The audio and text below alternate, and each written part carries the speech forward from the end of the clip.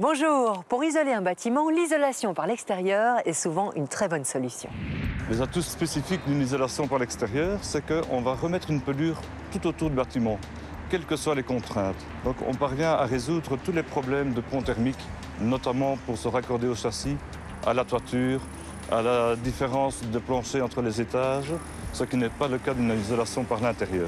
Et justement, depuis juin 2012, la bonne isolation de ces nœuds constructifs fait partie du calcul de la PEB effectué au moment du permis de bâtir. L'enveloppe isolante du bâtiment doit être conçue comme si on la dessinait d'un seul coup de crayon. Essentiellement, c'est la continuité de l'isolant. Reste ensuite à définir l'épaisseur à appliquer. On commence en général à une épaisseur de 8 cm d'isolation. Et en fonction de la performance énergétique que l'on veut obtenir, on peut aller jusqu'à des épaisseurs qui vont jusqu'à 40 cm, dans le passif pur et dur. Et l'isolation par l'extérieur est aussi une bonne solution en rénovation puisqu'elle permet de ne pas toucher à l'intérieur de la maison.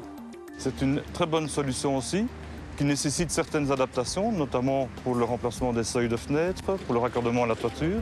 Côté budget, il faut compter de 100 à 130 € le mètre carré. En Wallonie, à certaines conditions, des primes allant de 30 à 65 € le mètre carré viennent alléger le budget en rénovation. Pour faire des économies d'énergie, isoler, c'est la priorité. Alors l'isolation des murs par l'extérieur, c'est donc un tout bon plan.